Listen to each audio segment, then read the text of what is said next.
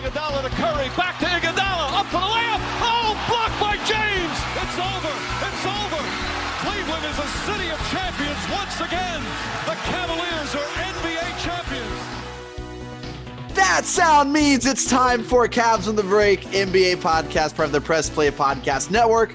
I am your host, Chase Smith, and with me, as he was last night, he covers your Cleveland Cavaliers for Sports Illustrated, the one, the only Sam Amico. Sam, the Cavs making moves at the trade deadline. What's up, man? Yeah, they made a move that I think nobody saw coming. And you know what, Chase, before we get started, I should probably mention that we're having podcasts on back-to-back. It's a back-to-back podcast, and I'm at the age now where I should probably rest on the second night of a back. Load management. We'll make sure to get that under wraps. Yeah. But anyway, I don't think anybody saw the trade coming. Andre Drummond from the Pistons. We all knew that Drummond was available, but we never heard anything about the talks involving the Cavs and the Pistons until, maybe an hour before the deadline on Thursday afternoon. So let's set the scene. The Cavs do not trade Kevin Love. They do not trade Tristan Thompson. Put a cap on that. We'll table that for a moment. The Cavaliers trade for Andre Drummond, and they traded away Brandon Knight, John Henson, and a second-round pick in an NBA landscape where the Rockets has traded away a center. They're going small ball. They're all in on small ball, but the Cavs have zigged where the league has zagged. They're stockpiling centers. What is the mindset behind this trade? Were the Cavs browsing on Craigslist and they found an unpassable deal they had to make, or is there really more behind that than this? I don't know the answer to that for sure. It's very 1990s style where it's you've got Drummond and Tristan and Kevin Love and Larry Nance Jr. and now you have like you said, where the rest of the league has played small ball, this is a very big lineup, big front court that the Cavs have. And, Drummond is very girthy. He's one of the best bigs in the East. I mean, undeniable. Yeah. And he leads the league in rebounding. And the Cavs have two very good rebounders already in Tristan and Kevin Love. And Larry Nance Jr. does a nice job rebounding too. So it's going to be interesting to me. I'm still trying to wrap my head around it, and only because, look, if this were 1995, you wouldn't even question this trade because you can't have enough big guys. But now the league has gone to where your bigs are supposed to be able to shoot, if not threes, at least from the perimeter, and you don't really want Tristan or Drummond shooting from beyond 5 to 7 feet away from the hoop. So it's an interesting dynamic that they have. Now I think that Drummond's a pretty good passer. A lot of people don't give him credit for that, but he's a pretty good passer, and that should enable him and Kevin Love to connect a little bit, him finding Kevin Love out on the perimeter for those jumpers. So it's just an interesting dynamic. What is Coach John Beilein going to do with Drummond and Tristan Thompson? I mean, are you going to tell Tristan Thompson, now you're coming off the bench for a 13-39 team? Because we couldn't trade you, or there's a lot of things that are very delicate about this that you're going to have to get around. And obviously, we have the contract situation with both Tristan, whose contract's expiring at the end of the year, and Drummond, who has a player option for about $29 million at the end of the year. There's a lot of things to think about and to see how they're going to make this work. But Chase, you just said who the Cavs gave away, and John Henson and Brandon Knight are nice guys, but you could have just waived them and no one would have noticed. Why not make this trade? Why not? I mean, that's why I'm like, you're right. Browsing the internet, you're on Craigslist, eBay, you're out shopping, you see something on clearance or like a deal you can't pass up. Like, why not add an Andre Drummond to your team? Why not? Figure it out later. Add him now, figure it out later. Exactly. Well, especially because you gave up two guys who were going to be gone in the next 3. And it's almost like Kobe Altman called as a joke and said, hey, we'll give you John Henson, Brandon Knight, and a second rounder for Andre Drummond. And the Pistons went, okay. And he was shock. Now, I don't know how that's worked, but you really truly have nothing to lose in this situation. So I want to give Kobe Altman a little more credit than maybe what I'm giving him. Could it be possible, Sam, that he's playing a little 4D chess and realizing that maybe the 2021 free agency list isn't as desirable as they wanted, or kind of looking at, hey, we don't think TT is going to be back next year. Why not get the guy that we probably wouldn't be able to get in free agency? He's not going to choose here. Let's trade for him now, being able to offer him the most later and see if we can't get something going. Are they kind of looking at it that way? I mean, and that's not a bad idea for like a market team that struggles to get star power. Right. You're probably not going to get very many free agents, in Cleveland. If you do, you're going to have to overpay guys who probably aren't deserving. I shouldn't say deserving, but aren't, the type of players that you want to pay that much. But that's just the way Cleveland is. The Cavaliers have to have the majority of their success through the draft and through trades. That's the two ways that they are going to be able to acquire real talent and, like you said, star power. Okay. So, Andre Drummond is a guy who you look at him and you're right. He's not probably going to come to Cleveland on his own when he is able to decide where he wants to go. At least not if he left Detroit. Now, he's probably going to pick up. It's widely expected he'll pick up that player option. A lot of people around the league don't think he'll opt out. He'll pick up that player option and still be 27 or right around 27 years old when he hits free agency, not next season, but, not this coming summer, but the summer after. So, Chase, to me, it's you look at it and you say, why not? Why not? Granted, it would have been better if they'd been able to trade Tristan maybe for some more wing players or something, but they weren't able to do that and mostly a first round pick, but they weren't able to do that. So if this trade's there, you make it every day of the week and twice on Sunday. And I think you're exactly right. You figure it out. You figure it out and see how it works and see how it goes. And if it doesn't go the way you want it, then you got to make more changes. But at least this is worth a shot. So what does this mean? Let's kind of look at the domino effect here. What does this mean for Kevin Love and Tristan Thompson? They have Andre Drummond now taking their minutes, sharing the front court. What does this mean for them? Yeah, that's the question of the year. And I'm sure we'll be asking John Beilein that tomorrow. I don't know if Kobe Altman's going to be available, but, John Beilein will be and some of the players. So there are a lot of questions that are unanswered, Chase. I don't know. I don't think it impacts Kevin Love that much because, more of a power forward center, more powerful role but there's going to be times, where they're going to probably play Drummond and Tristan together, and you have confidence in Tristan. I will say he takes great pride in his ability to defend guards when he gets switched out or smaller players. When the Cavs played the Lakers, guess who guarded LeBron? It was Tristan.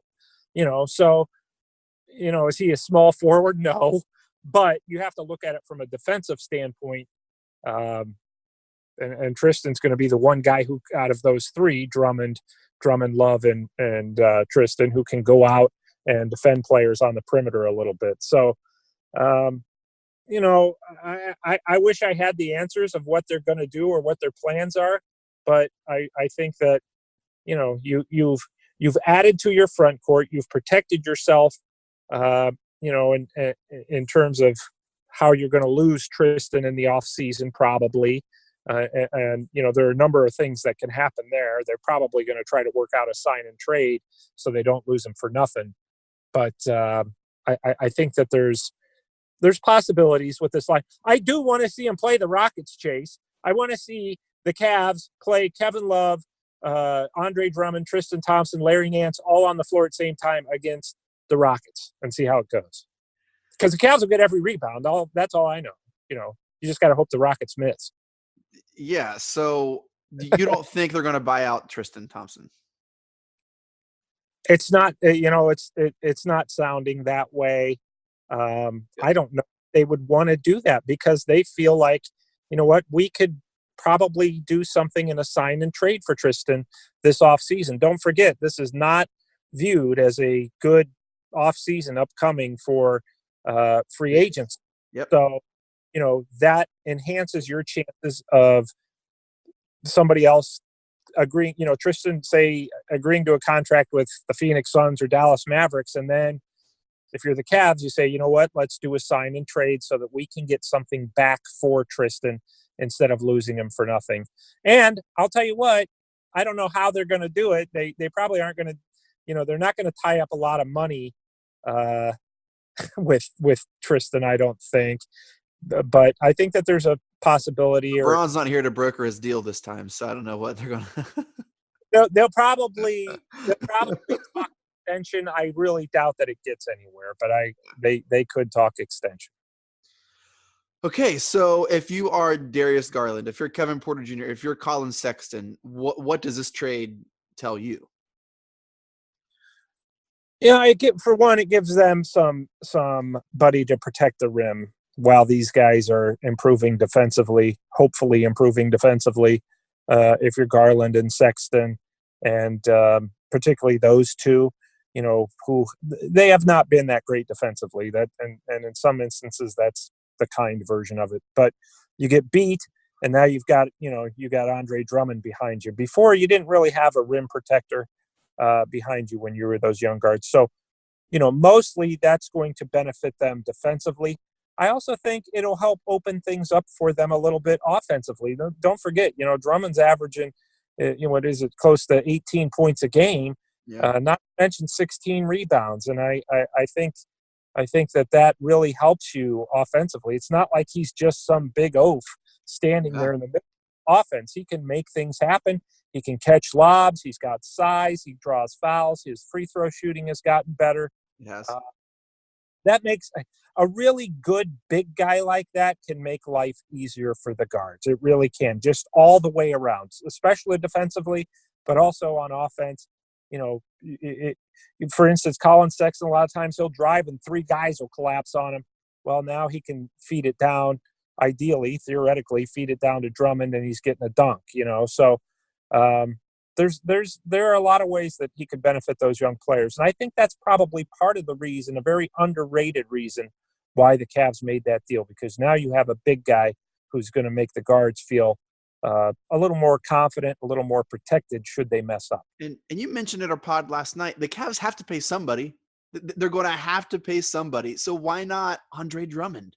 Why not have this anchor for your team? I mean, do you think he resigns with the team? You think he picks up that player option, right? I mean, we'll be able to offer him the most money is kind of what this comes down to.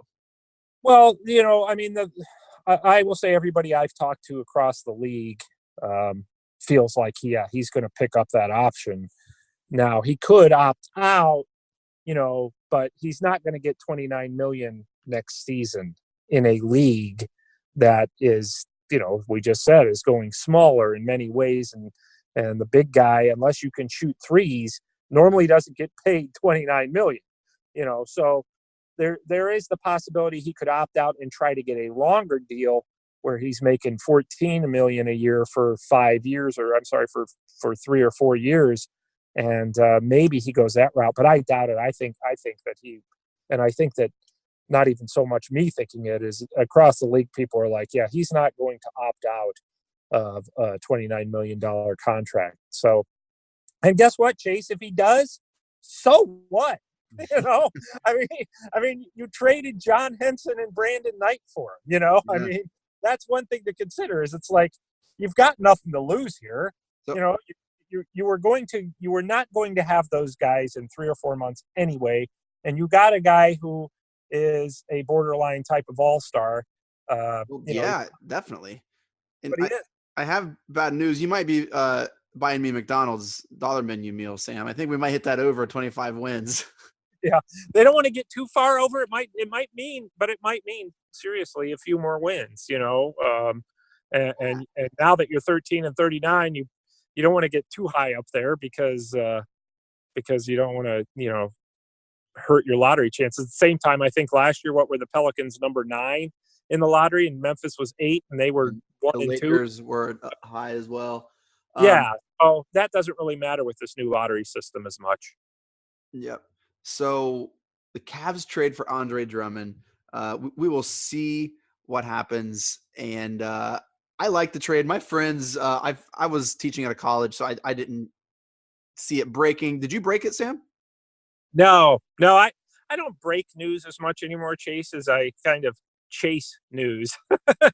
But no, Gotcha. I think it was Adrian Wojnarowski, which is not a surprise. He's he's the king and good guy to boot. But yeah. So anyway, go ahead with your story. I'll tell you what. When I saw it, I was just like, "Wait a minute, what is that right?" Yeah. I had to read it like 3 or 4 times. I'm like, wait a second, what happened? They thought the trade was hilarious because we traded nothing for him. But then they thought that, well, he's not going to stay in Cleveland, so why do it ananyway? They're a bunch of Cleveland haters anyway. I don't really care about them, even though they're my best friends. But You're no, I love those guys. But yeah, I mean, it definitely kind of caught the league's attention for a little bit. I mean, they kind of like, whoa, wait, what happened? And Cleveland once again inserting themselves into this narrative, which I kind of like. Hey, like Cleveland's here, man. Like, just we still got a team. We're going to make some noise. Like, we need some respect. I thought that they needed to do something, and I Uh, said that last podcast. I think if you remember that they need to do something, and they need to do something to generate some buzz. Well, there were a lot of trades and some good ones. Obviously, the Clippers getting Marcus Morris and D'Angelo Russell and Andrew Wiggins, being swapped for each other. But I was driving today around 5 o'clock and had on NBA radio on Sirius XM, and they were talking about the Cavs trade. It was Eddie Johnson and Justin Turmine, and they were talking about the Andre Drummond trade. Now, I'm sure they addressed the others, but it just happened when I was driving. They were talking about that. And they talked about it a lot. And, both of them liked it for the Cavs for the same reasons we did. It's like they basically got Andre Drummond for nothing. It was like getting him in free agency. So you bring him in, you see how it goes, and maybe everybody ends up happy, and you find a guy who is a good fit and, helps you win games down the road. And one other thing I think we can't overlook, one of the fastest ways to change a culture and to get people on your side is to bring in new faces as they don't know any different. Right now, I know that this is a veteran who has played for NBA coaches, but he never played in Cleveland. He, not a part of the whole beeline, first part of the season. He's a new, fresh face. Is going to come in. He's going to inject life. I bet, Sam, we'll see the first couple games, the team playing hard. I bet we're going to see that kind of inspired team that we saw the first half of the season. I really the first half of the season. Right. Or the first week of the first half of the first half, like that very little window we had. Like, I think this could inject some new life into this team. I really do, and I think we might be able to make a run. I don't know. Am I crazy to think that? I know he's not like the answer to all of our problems, but he's good. No, yeah, no. I'll tell you this. I hope so for the fans' sake that and for the Cavs' sake that they that there is some life injected into the franchise for this headed into the All-Star break and post All-Star break and mostly next season. Again, I talked about this last night. You don't want to go through another year like this next year. You want to see, the progress in the wins column next year. I mean, how many years are you going to keep playing a lottery? You don't want to run into becoming the Sacramento Kings or the New York Knicks where you're just playing it year after thankless year. You want to show progress, and you want the fans to get excited with the team that's on the floor. So I think this is a good start. I know a lot of people are like, Andre Drummond, the Pistons stunk. What was he really doing there? But I just think that this is a good start. This guy needed a change of scenery. The Cavs needed something to inject some life into the franchise. And, they're going to take it from here. It's like, look, we got the guy for nothing. Let's try and see what, how he works with Tristan and Love and Larry Nance and our guards. And, I just think it was absolutely positively worth a shot. And Yep. I think Cavs fans will come to like him real fast because he is a beast. He really is. If you don't watch him a lot, you're going to find out he is a monster. I don't think it changes the scales in our game against the Clippers on Sunday. I think Probably not. it moves the line a little bit. maybe makes that a little smaller. I do think it tilts us in the favor of the Hawks, even though they just traded for Capella. I don't know, Sam. I'm all excited again about the Cavs. Let's go, man. Let's do it. Well, see, you're already pumped I'm up. all in. Hey, that's what you're aiming for. That's part of what you're aiming for at the deadline is intrigue. And they've definitely created some. Again, Kobe Altman has made a lot of trades during his tenure where nobody saw coming. And I said that last night, that if he does make something, it's probably something we're not even going to see coming. And here it was again. So, hey, you know what? Roll the ball out, see how it goes, and take it from there, because you've left yourself enough options with this trade, moving forward in terms of salaries and all that stuff. You've left yourself enough options that at the end of the year, if you look at this and say, man, that didn't work at all, well, so what? You gave up John Henson and Brandon Knight, and you knew you were going to have to make some moves anyway, especially after not being able to trade Tristan or Love. Yep. Well, that does it for this Cavs on the Break NBA podcast trade recap edition. Thank you so much for downloading and listening.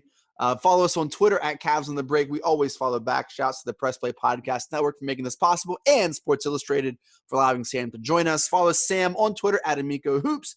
Get all of his work and writings on Sports Illustrated. Catch his analysis, player quotes, interviews, insider info. Do not miss out. Sam, any final thoughts, brother?